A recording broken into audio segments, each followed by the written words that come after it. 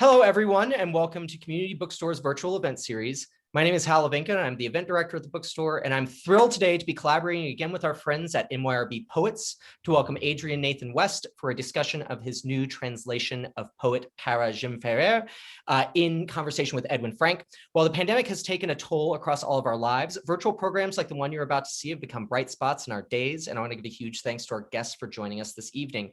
So to some housekeeping, you should be able to see and hear our presenters, but they cannot see or hear you. So if you have any questions, please click on the Q&A button here at the bottom of the screen to submit them. We'll be asking those at the end of the program. There's also a chat button here through which I'll be posting a link to purchase tonight's books, very important. A caveat for tonight's event, we're all at the mercy of our home internet connections and server loads, especially with an international event like this one. So please bear with any technical issues that could arise. We will try to solve them quickly. And finally, we've scheduled a whole host of late spring programming heading into the summer. So head over to our website and sign up for our newsletter to stay up to date. One that I do want to point out, next month on Tuesday, June 22nd, we're thrilled to welcome Joshua Cohen for the release of his scathing, brilliant new novel, The Netanyahus, in conversation with Curtis Sittenfeld. That is, again, part of our collaboration with NYRB, which we are very excited about. And that program is up on our website now, and we'll be posting a link to register for it in the chat. So now a little about tonight's guest, and we will get started. Adrian Nathan West is a writer and literary translator living in Spain. He has translated books from German, Catalan, and Spanish, including Xion Amare's Charles Bovary Country Doctor, which is published by NYRB Classics. His translation of Benjamin Labatut's When We Cease to Understand the World, which is also forthcoming from NYRB Classics in September 2021, is shortlisted for the International Booker Prize. His novel, My Father's Diet, will be published this year by And Other Stories. And Edwin Frank is the founder and editor of the NYRB Classics and NYRB Poets series and the author of a book of poems, Snake Train. So, turning things over to you. Thanks, Hal. And thanks, Nate, for agreeing to do this from faraway Barcelona. And thanks to everybody for joining us for this virtual event. Tonight, we're going to talk about the selection that Nate has put together of the poems of the Catalan poet, Catalan and Spanish and Italian poet, Pere Gimferrer. I thought I'd begin by reading some words that Octavio Paz says about Gimferrer in his introduction to another book that Nate has translated by the poet, which is a short novel called Fortuny, roughly based on the life of the famed turn of the century fashion designer Fortuny. Paz, in that introduction, says of the book is a kind of visual album wrought with words. Leafing through it, reading it, we hardly take note of the textures. Moved by curiosity and the desire to see, we scurry off in pursuit of the images. The quest is in vain. They vanish just as they appeared without leaving any tracks behind. Landscapes, plazas, bedrooms, salons, alleys, parks, men and women, all of them disguised even when they are naked. We do not see them, we disentangle them, and as we disentangle them, they disappear.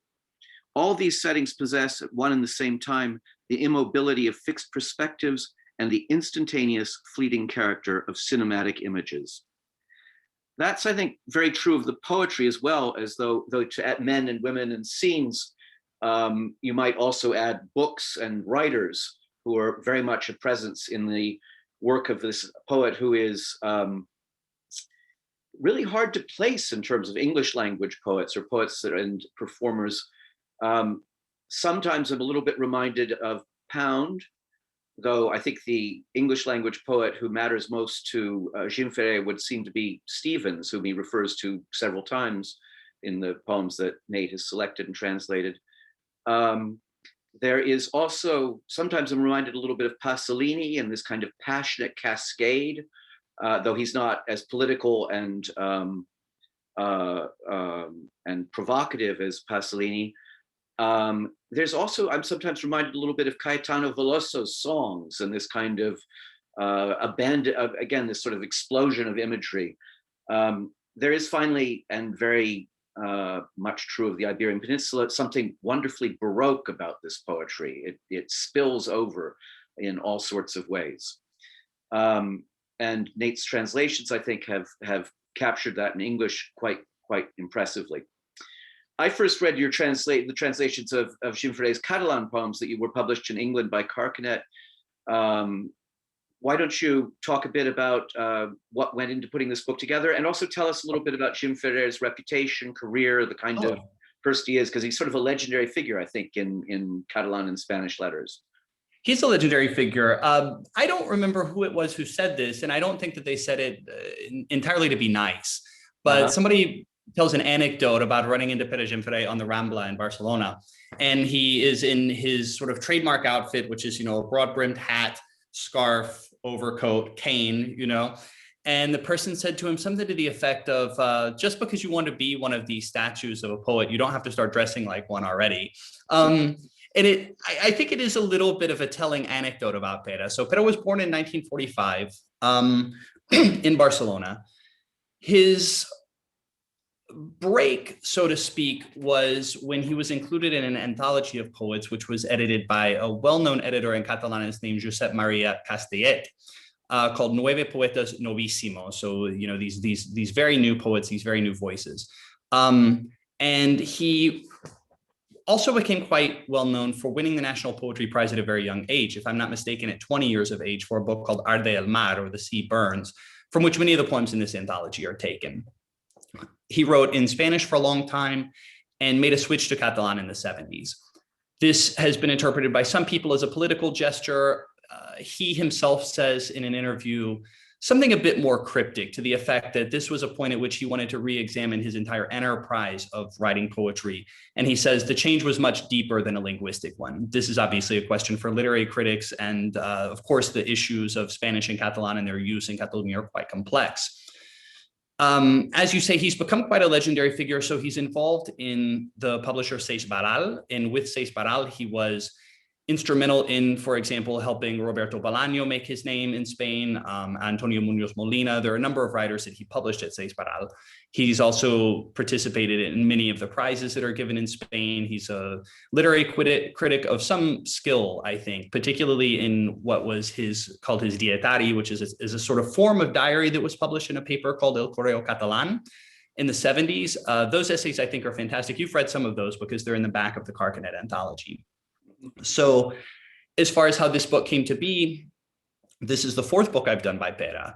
The first one was a single poemary, which is called Alma Venus, which I did for a small publisher in 2014. And then the novel Fortuna, which you just mentioned, which is a quite odd book in a certain way, I think, has some debts to to the new novel, to Rob Grier and to Claude Simon and these sort of writers, although clearly he's doing it in a very, he even uses the word kitsch, in a slightly kitsch way. And you mentioned also the Baroquism. Of course, Góngora is a great figure and a very important figure for Gimferrer as well. Then I did an anthology for Carcanet, which I loved, but it was only Catalan work and it was only published in English. So I love to see a bilingual anthology, and this is what we were able to do here, and also something that goes throughout Pere's career, from the first book of poems, which was called Homage to the Tetrarch, up to the Italian poems, which are quite recent. So, well, why don't you read one of the poems? I think you're going to start with a poem from his first book, right? That's So the first poem is called Invocation in Geneva. I think this is a quite interesting poem because it shows many aspects of Pere. So it shows the allusiveness that he's quite well known for, the blend of different languages. You also have these strange sort of cesuras and things like that in it. I think on first reading, it'd be quite a difficult poem, but I do have a lot of material here, so I can help explain perhaps a bit of it. So, Invocation in Geneva for José Ángel Valente. As a Protestant, he responded frankly, "You live better. But if you want to die well, jabber, infused in lost days with life, chalk on a virgin slate, remember? Grammar school, single file. But if you want to die well, soccer, the sacred rosary, despite Luther, mens in corpore. Is the right one the Catholic faith? Mother, how many days? First Friday. Did you confess? Is the safer one. Did you confess? The Catholic, frankly. You confessed, and it was, despite Luther, a corridor, and in the back wrought bars, ebony, mahogany. What do I know? Sandalwood, oak, walnut, pine, wood anyway, it doesn't matter, worked. I kissed the stole or maniple with the golden cross, or the amice perhaps. And then how many days, where, with whom, for how long, what? Quibus auxiliis cur, quomodo quando, despite Luther. And when in Calvin, this is known, even notorious, Miguel Servet, so faithfully described by the eminent Menendez y Pelayo, did you confess? In Heterodoxos, volume 4, time destroys time, voice destroys voice, man destroys man, and dream destroys dream. Mine is another now. Far away I walked. Everything stood in the distance, withered, I don't know, sterile. Whose youthful corpse is stirring in the foam? Who rescues the past of silence and its masks? Who asks of the mirror the vague semblance of a stranger? So I, vagrant of oblivions, convoked my peregrinations. But at once, Geneva, Le Mans, streets, antiquarians, booked, fines, and then the cathedral evinces its ogies, coarse grandeur of Calvin. I emerge on the streets, rooftops, a fountain, and arbors conjured verdure and the meeting. Terrasse Agrippa d'Aubigné. And your realm was true, old Huguenot, Alexandrine or magma, torch or word, prophecy or sphere. And your realm was true, and your invective rose up wrathful in this limpid August noon, in this old citadel of heretics, Amiel, Rousseau, Calvin, Philistines and Russians exiled, ermine tatters, scions of the insulted purple, and your reign was true. Distinct as a planet, your faith with its ancient trunk crackled in the air, vegetal psalm and ecstasy. And I was compelled to love you. Old and cherished Agrippa, I restore. O vermin espagnol. No, I am not Saint Ignatius. I restore the voice, the garden of my childhood, now with specters, free, pure, ethereal. Agrippa, come with me. It may be said, this muffled garden in Geneva that today bears your name, O garden of my years, O garden of my years, and who knows where my name, Agrippa, my memory, what I was then, what I will be, in what street, on what cramped terrace, on what beach or exile, forgotten, faithless, unlike your story, despite Luther, where, from my childhood to silence, O garden of my years, what am I, what I was? Something awaits me when, Agrippa, death, first Friday, and still without having confessed, quibus auxiliis cur, despite Luther, take pity on me, my brotherhood, my verses. Today in Geneva, I am alive. It's all over. Hear me. They don't answer. There's no echo. Where my green years take pity on me. I am a man. I have lived. Agrippa d'Aubigné, be clement with me. May your God accept the spilt rose of my mortal blood. Interesting poem, which starts with these memories of a Catholic childhood, and yeah, as you're reading, brought out with a certain kind of echo of the interrogation of the confessional sure. that it incorporates in the poem with these sort of two voices at the beginning, but yeah. then turns. I mean, he often, in many poems, he is traveling, and he's very much the kind of resident of Europe, one feels, as much as he is of any given country. Sure. And so here you have him in Geneva, and finally this invocation, which at first comes out of nowhere, to the French Protestant poet Agrippa d'Aubigné, who wrote an epic poem called Les Tragiques, which is a grim series of, as I remember, couplets and rhymed Alexandrian couplets evoking the wars of the Reformation. Yes. So to give a little hint when you begin, as a Protestant, he responded, frankly, you live better. Well, so this is a poem, and this is a poem from or rather it's a quotation from a poem that was in textbooks of many Spanish children in the time when Gimferrer himself was a student under Franco's National Catholicism, as it was called. And in the poem, the poem is by Father Ambrosio de Valencina, who died in 1914. This was in Capuchin from Andalusia. And in it, a woman is dying, and she's asking her son, who is a Protestant priest, Melanchthon, she's asking him, which one is better, the Protestant or the Catholic faith? Mm-hmm. And he says, well, if you want the sure thing, and that's actually the title of this sonnet, a lo seguro, to go for the sure thing. He says, well, if you want the sure thing, Catholicism is the way to go. And so this is, as you say, this is what's happening. And so you have this thing of confession, and it begins with despite Luther, despite the knowledge that Luther has brought, he's still there. He's still doing confession. He's still in this backward country where he's doing this. And the reason it takes place specifically in Geneva is that is where Pere Gimferrer met in 1963 the Spanish poet Jose Angel Valente. And so he dedicated this poem to him. And in fact, you can read the letter where he says to him, in effect, thank you for having me. And I've chosen to dedicate this poem to you, which I think is the most suitable one for you, and so on. Mm-hmm. Mm-hmm. Well, Valente, who Archipelago has published a selection of his poems, is a poet of silences and spare lines and so on. Really a very different poet from this sort of profusion of but is it in a sense what's going on here? Partly the encounter with the Protestant tradition is an encounter with, I suppose, with a kind of a different way of reckoning with the individual self from the Catholic one, in some sense, because it's always the Protestant tradition is one of a kind of an inwardness and a spiritual reckoning, and I suppose that's also being evoked here as a matter not so much of saying Protestant. I mean, I don't think it's a Protestant declaration of faith in any curious way.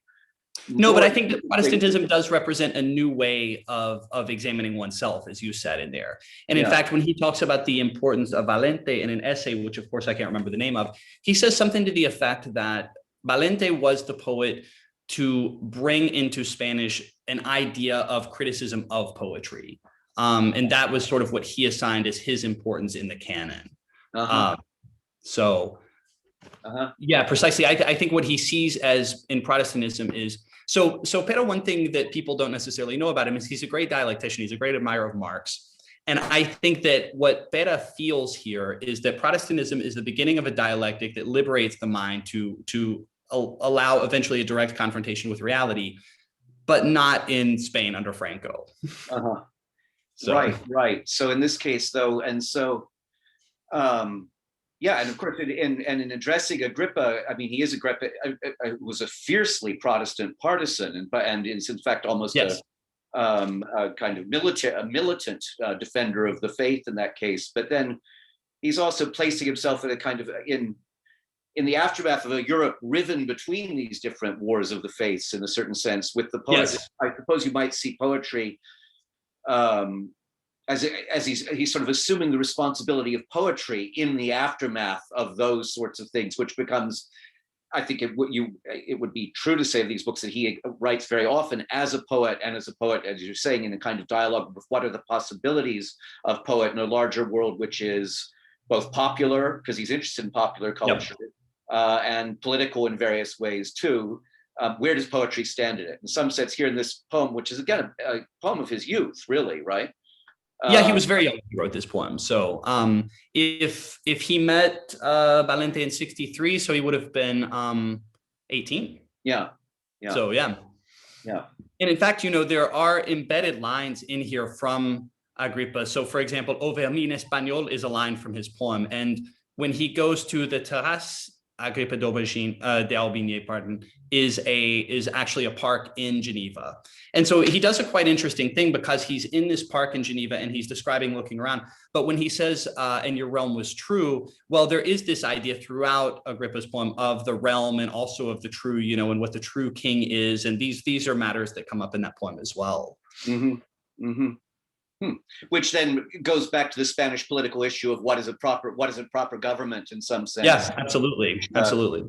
So it would have been in some way, and how much censorship was still exercised in Franco's Spain by the early 60s? Not that much, right? But then this still was a kind of coded poem in its way. Well, I do think that's true. And what you had, I'm not an expert on this matter by any means, but I think, and this is something people often complain about with dictatorships, is it's not that it's constant, it's that it's random.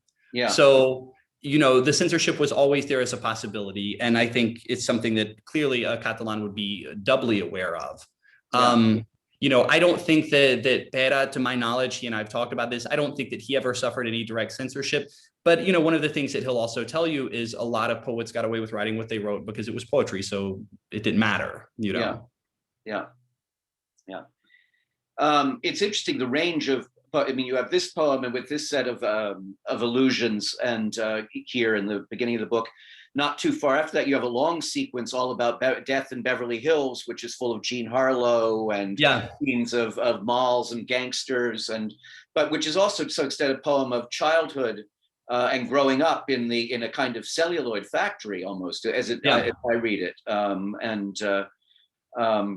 so the range is quite wide, a range of allusion and erudition, but by no means limited to a sort of to the highbrow, particularly though.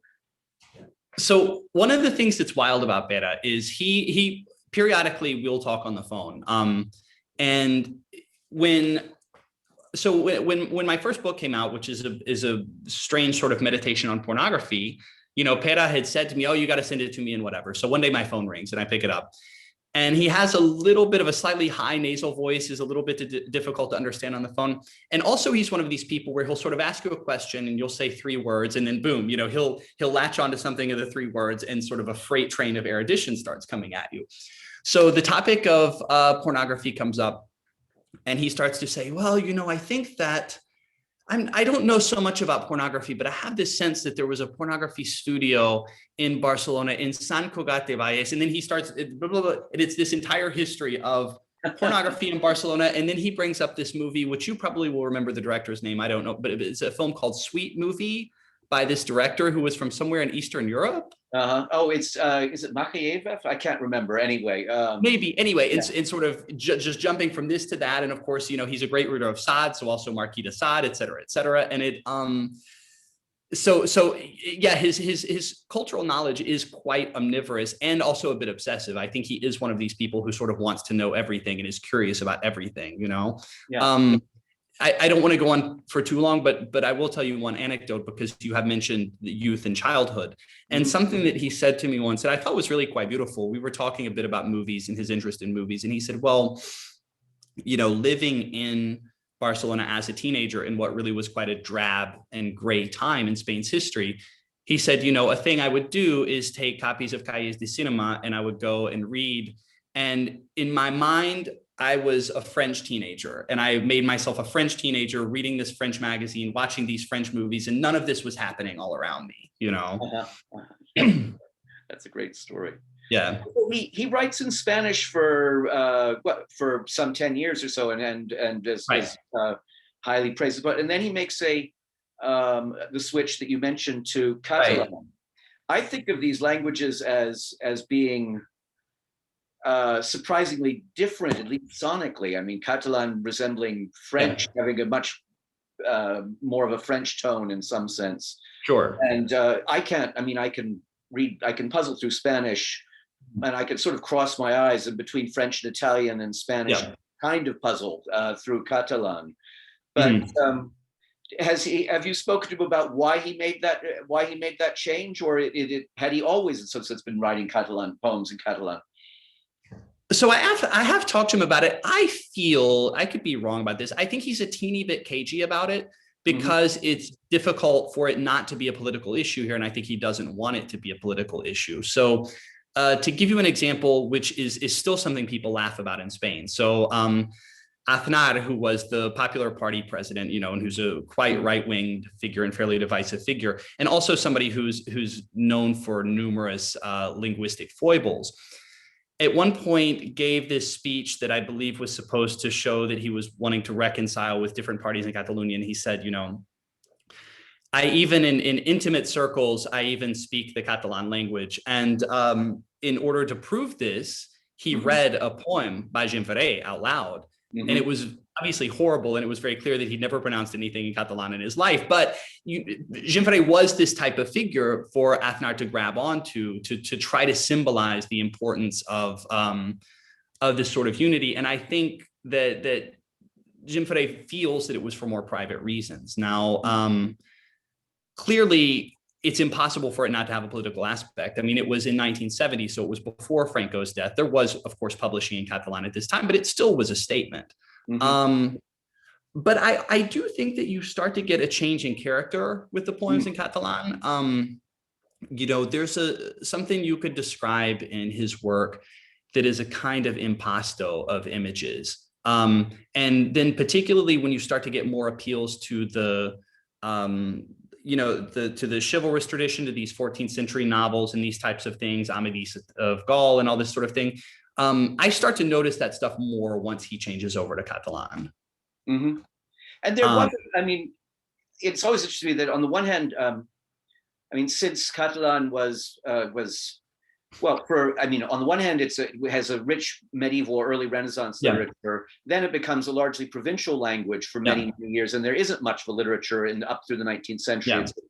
But what you do see, my sense is, in the 20th century, is you see, partly because of the repression, the feuilleton and the poem as central forms which develop because they're portable, they're small, they can be distributed, they can be memorized, and so on. So by the time Gimferrer is writing Catalan poetry, there's a fairly rich tradition, at least of 20th century Catalan verse, right? That he is, in some sense, responding to and renovating. You in your introduction say one of the things he was hell-bent on was, in some sense, bringing back to Spanish, and I don't know, but this has been as much the case in Catalan, everything that Spain had, the Spanish language in Spain in particular, had missed by virtue of the repression of modernist poets and their expulsion really to the larger Hispanophile world, Hispanophone world. Yeah, I think that really is his key project. So when you talk about the tradition of Catalan literature, as you say, you have these high and low points. In the late 19th century, you had a movement, Renaixement, which is basically like, you know, a Renaissance or whatever. And particularly important in that is a poet named Mossèn Verdaguer, who did write a quite marvelous poem about exploration.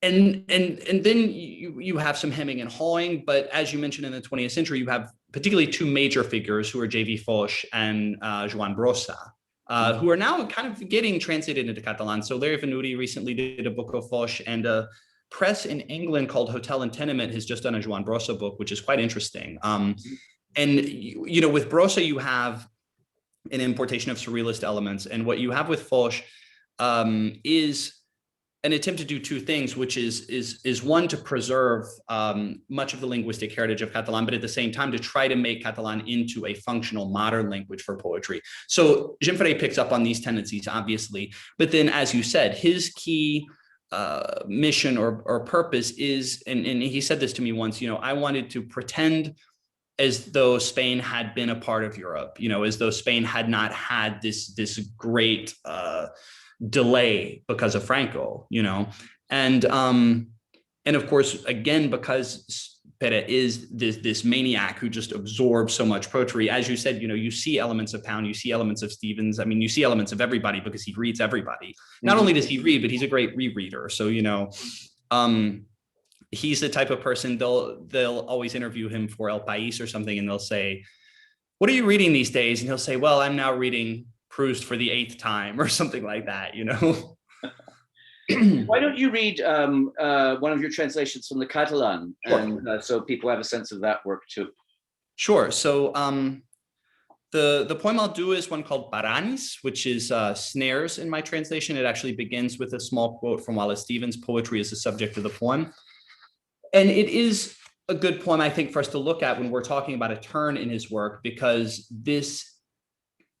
we go from what might be more traditional matters of poetry, or from the autobiographical elements that you saw in the previous poem, to something that's very strictly analytical, and asking profound questions about what poetry is and what it's doing.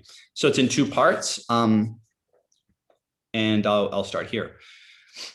They say Apollinaire wrote, calling scraps of conversation overheard in cafes in Montmartre, cubist perspectives like clippings in the journal Le Joint Gris, snares, where the backdrop is sharper than the cynosure, the foreground a bit disfigured, reduced to angles and spirals, the colors livelier in twilit windows, a clang in the cabin of childhood. Hölderlin talked of that, and they were chambers, preceptor, red damask, Venetian mirror, wozu dichte in dürftige Zeit.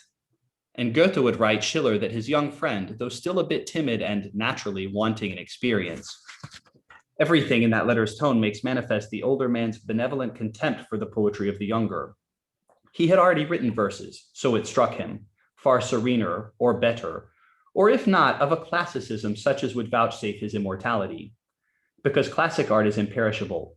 Hölderlin, in his late years, wrote to his mother respectfully with turns of phrase he had learned as a boy, asking only for underwear, a pair of badly darned socks, small commonplace things, like Rimbaud in Abyssinia or at the sick house, que je suis donc devenu malheureux. And so poets end, injured, annulled, dead alive. And so we call them poets. And so the crucifixion of a few is perhaps no more than a sign, and grandeur and death the equilibrium of others. And Yeats is phosphorescent, Byzantium like a gong at twilight, the price to be paid for him whose name was writ in water. Because a price must be paid, you can be sure of it. Eurydice lies dead over the circuits in the blue of a room tepid like the carcass of a mahogany piano. Orpheus's world is that of the mirror's backing. Orpheus's fall, like Eurydice's journey home from hell, the bicycles, the boys chewing gum on their way back from playing tennis, backs bronzed, bodies golden and fragile. The girls in red leggings with Adriatic blue eyes sipping gin and orange, the ones who swam nude in the novels of Pavese, and we dubbed them the Topolino Girls. I'm not sure you know the Topolino. It was a car fashionable, or maybe just often to be seen in the roaring 40s. But I'm older now, even if old is not quite the right word, but the color of gin and orange, où sont the dreams that money can buy. This poem is a succession of snares, for reader and proofreader, and for the editor of the poem. To be clear, no one has told me what the snares conceal, because that would be like telling me the figure in the carpet. And this, as Henry James has made clear, is not possible. Also, well, I mean, this is in a way a kind of ars poetica. And and in a way, kind of a throwing down of the gauntlet that I'm going to actually include my whole tradition in a curious way here. And running from Apollinaire through Hölderlin and making connections that are to Keats, who's alluded to, of course, there, and finally back to the figure of Orpheus and so on. Snares is a word that I noticed comes up quite a lot in the later work. This is not, I noticed it, and I wonder what you think that's, how that's working for what's involved in that. So it's a curious question. I do think, if you look at this poem from the beginning, something that I think is curious is the telescoping layers of attribution. So actually, Pere Gimferrer tells you that someone says that Apollinaire wrote other people's conversation, and so you see, you're going a bit, you're quite distant from whatever the original source is supposed to be. Mm-hmm. And I think in some ways that must be part of the snare in this, that there is no proper attribution.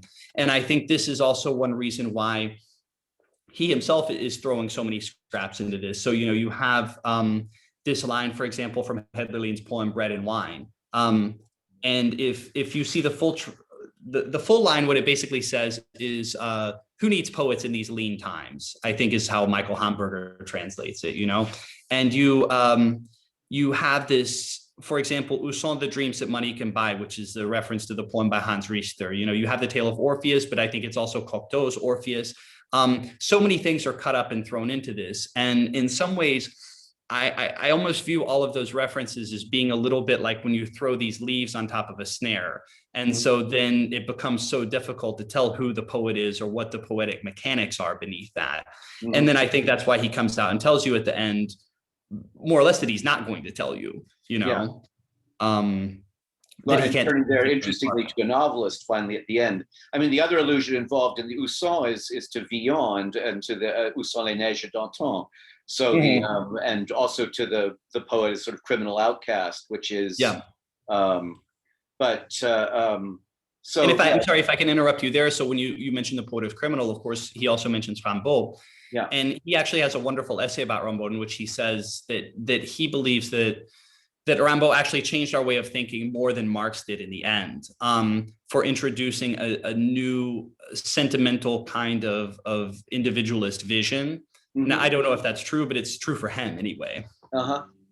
Well, which actually, it's interesting, takes us back to the way in which he invokes Protestantism in the earlier poem, in that to think of Rimbaud as sort of a protesting poet.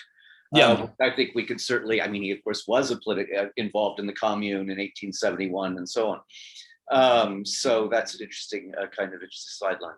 But there's another way, I suppose, in which this poem in some sense dares the reader, as perhaps one might say all poetry does, to make of it what you will, what you can. It becomes in some sense your burden to find your way out of the snare. Or through, in some sense, a labyrinth of references, which is both a tradition but an invitation to remake, to continue it, remake it too. I suppose there's a curious way. Both poems that you've read are of course full of allusions and historical allusions. I find that the Catalan poetry is slightly more pellucid. The texture just seems less dense, and that may be partly a function of age, that a certain kind of excitement and overflowing that takes place in those early Spanish poems is now more restrained and meditative. Do you think there's a shift in the quality or character? The character of the poetry in general. Yeah. It's interesting. I would have to think about it. Of course, if you asked him, and I think if you asked other people who know the matter well, they'll tell you, even though the languages are contiguous and even though they have evolved in concert, the traditions are different. And the major figures are different. So, for example, in Catalan, a great poet whom Pere has actually translated is Ausiàs March. And Ausiàs March is in some ways, for me, the closest point of comparison would actually be those weird German Baroque poets who wrote about death. The poetry is really quite dark and grim, Uh-huh. And I do think you see his imprint on Pere in Catalan, whereas, of course, as I say in Spanish, the imprint that I always see is Góngora. Those things cross over, but I do think the writing in Catalan is a bit different. Whether it's more spare, it changes a bit over time. So he has a couple of more recent books. One is called El Castell de Puresa, which is, of course, a reference to Mallarmé, the Castle of Purity.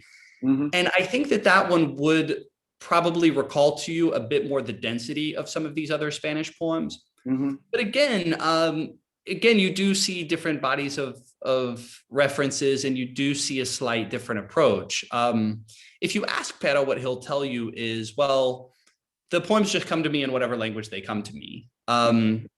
There is also a different subject matter depending on the dedicatees. How do you say that? The people that something's dedicated to. The dedicatee. The dedicatees, because, for example, he's written a couple of books of poetry dedicated to his wife. And he says, well, we speak in Spanish with each other, so you can't write a book of poetry about somebody except in the language that you speak with them. So, I think they're all sort of odd determinants. Mm-hmm. Mm-hmm. You include, you might tell us about some of the considerations you had in assembling what is basically a slim collection of a very productive career.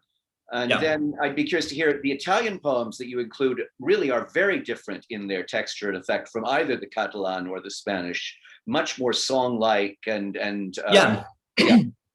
So what were those? They are very different.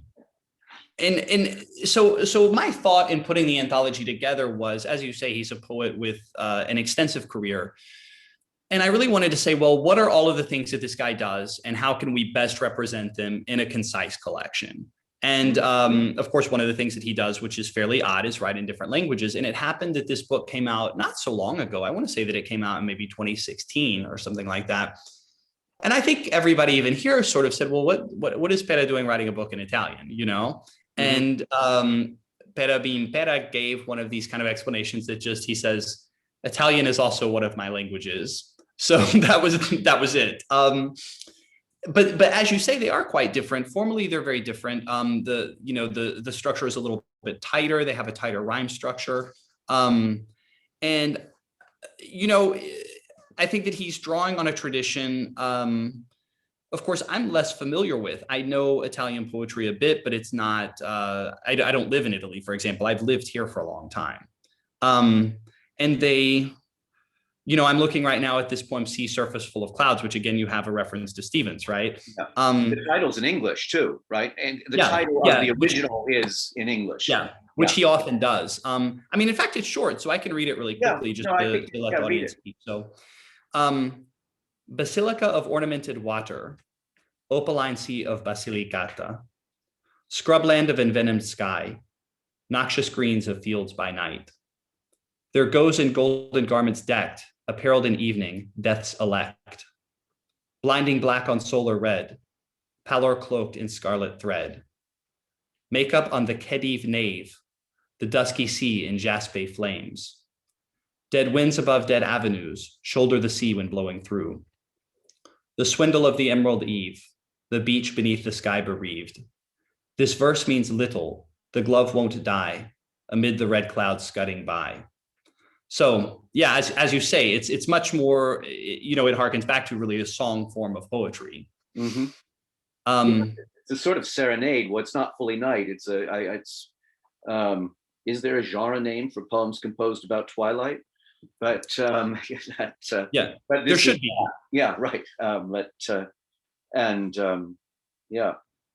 poem. And I think you did a nice job with the getting some of the rhymes into English too. One is always nervous with that because you think you feel like you're doing a trick, and then you think, well, people could just see this and go, oh, this is horrible. But I think you should try to do it if you can do it.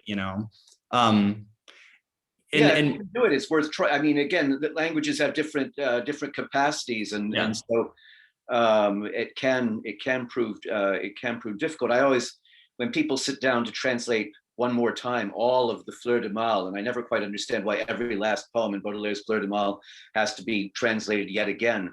And do it all in rhyme. Some terrible things can happen, but anyway. But I think that's one of those things that hangs above a person, and people just get this idea because even I've been tempted. I've done a couple of poems from Fleur de Mal because it just, you read it and you just think, damn it, nobody's done it right yet. I should be the person. But it doesn't pay very well. It's very difficult. So no, I've also tried my hand at some of them, but I usually take a freer hand in the sense that I try and keep the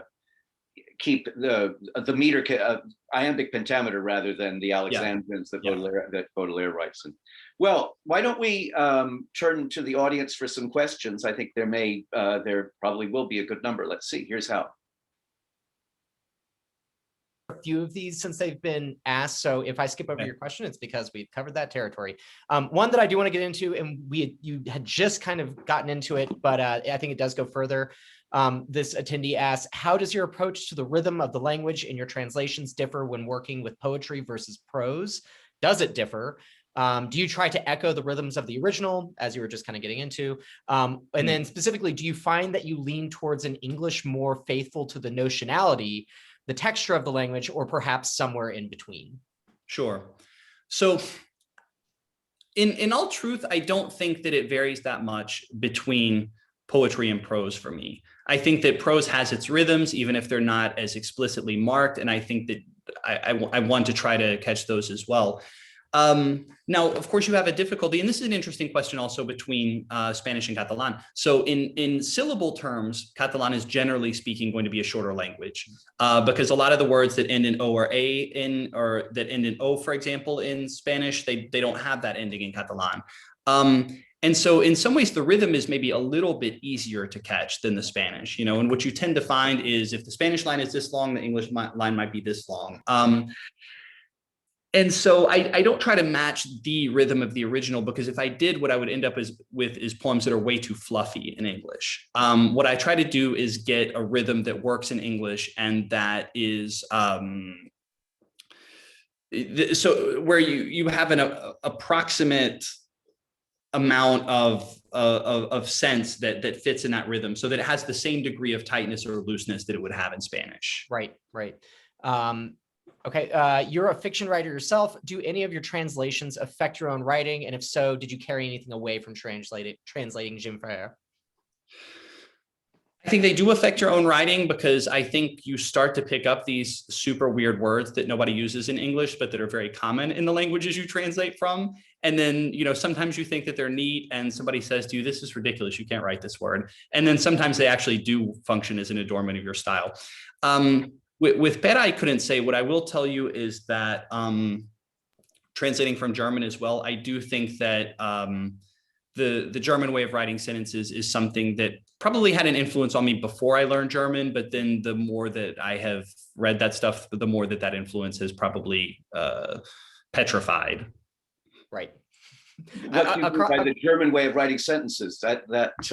So I can't blame it all on the Germans. So of course, but I love De Quincey, for example. I love De Quincey syntax, and De Quincey syntax is very complicated. But I do like those types of sentences. I never was of course, I like Hemingway and I like Raymond Carver, but that never really spoke to me the way that something with a bit more girth to it did. And the German writers that I really love, for example, the Swiss writer Hermann Berger, these are people that they write these incredibly long and complicated sentences. And I think when you're able to do this gigantic sentence and pull it off grammatically, that's something that I really admire. What kind of writing has Pere advanced in his criticism? Is there a through line from his poetry to his work as a critic? I think there is, because criticism in this country is a bit different from in the United States, I think. So something that we don't have that we really badly need is like a Michael Hoffman. We don't have a person who's willing to just pull out the machete and go at it. And that's unfortunate. So what you do see with criticism here is it tends to be more, if it's not sort of slavish praise, then it's more lyrical and more appreciative. And now in Pere's case, I think one of the ways that he's responded to this is most of his critical work is about writers from a long time ago. So, Pere doesn't really mingle too much. I mean, he'll write the occasional foreword and he'll write the occasional blurb and so on and so forth. But really, if you read his Dietario or you read his the critical essays that is a volume of his collected Catalan works, it's about Melville, or it's about Pound, or it's about, Rimbaud, or, Mallarmé, and these types of people. And it is a bit more that older, more lyrical style of criticism. If somebody's interested, if they get the Carcanet volume, the Catalan poems, there's probably 40 pages of that stuff, so they can take a look at it there. Can you talk about any of the particular challenges that you encountered translating Gimferrer that were different from challenges you faced with other translations that you've done? Sure. The challenge with Gimferrer is that his vocabulary is absolutely nuts. Okay, in the sense that he draws on any register whatsoever. And he even said to me one time, I was talking to him and I said, well, I had to turn to the dictionary a lot for this, something I was working on. He said, well, not all those words are in the dictionary,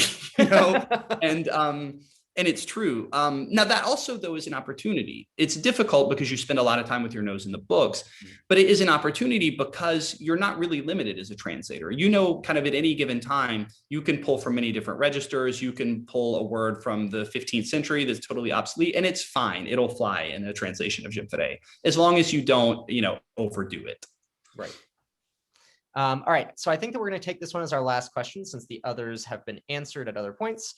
How did you feel about Gimferrer's work after you finished translating him? Did your opinion of the work change as a reader across this process? It's an interesting question. So I've been doing his work for some time, and I admire his work. I also admire him as a figure, and I like him a lot as a person. So no, I don't think that my opinions change that much. I think that I do feel that Pere is the real thing, in the sense that it's true that you translate a writer sometimes, and by the end you start to feel, well, this is very gimmicky, or this is a bit hollow. I don't feel that way. What I feel with Pere, I get a very strong impression of sincerity, and I do think that that he is trying to do something in poetry, which is not always true of a writer you translate. Right. Okay. Ask what brought you to, how did you discover his work? So it's funny, I discovered his work because this is before I knew Catalan. This could be even when I didn't know Spanish that well. I don't remember. So my university French teacher was a guy named Pedro Campa, who's a very curious individual from Cuba. And I was having dinner at his house one time, and he says to me, "Oh, you've got to read this book, Fortune. It's by this Catalan guy who writes like Proust." I don't think the book is at all like Proust, but that was his judgment. But I had this, idea, well, I need to find this book. And so it happened that I moved to Barcelona for a couple of months in 2013. No, I'm out of my mind, in 2005, pardon me. And anyway, that was when I first read Pere's work. And at that time, I was not a translator, but I had some thought that I would like to try it. And it was always in the back of my head as an author that I would like to do if I were to translate. So.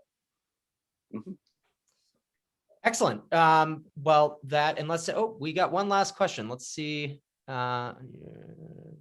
Okay, yes, we're good to go. I like to look at these beforehand. It's a little unusual for a writer to have such a friendly relationship with his or her translator. Do you find that to be a conflict of interest, as it were, in your translating or otherwise? So I'm actually always quite wary of writers because you don't know what they're going to be like. And some of them are a big pain in the ass. Pere, on the other hand, has been really wonderful. So the story with Pere was this. The first thing that I ever published by him was a short translation from his novel Fortune. This was in 2013. And I wrote to his publisher, and the publisher wrote back and said, well, the author has to approve your translation, so on and so forth. And so I sent a chapter.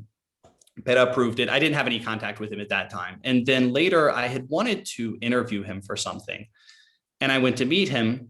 And essentially, once I had done the one thing and he thought it was okay, he's never bothered me again. And he's read the translations. But he said, something to the effect of, what matters to me is that there's a poetic vigor. This is a phrase he likes. So if I look at the translation and I see a poetic vigor, I don't really care about the rest. And so no, he stays out of my hair. He'll call me when he gets a translation and he'll chat about it, but no, and I can ask him questions. But actually, as far as an author to deal with, he's a dream. So.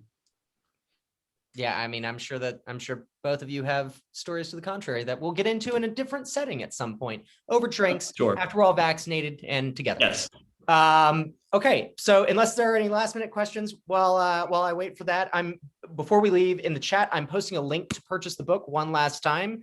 Looks like someone did get one last. Oh no, just a thanks. Thanks, Rich, for the question. Otherwise, that's kind of going to be it for the evening. Nate, thanks so much for doing this. Lovely to see you again. Edwin, as always, super fun. And good to see you, Hal. Yeah, hopefully we'll all be able to catch up sometime soon. And thanks everyone for tuning in. As mentioned, the link is in the chat if you would like to click on it and buy the book. And otherwise, see you at the next. Bye.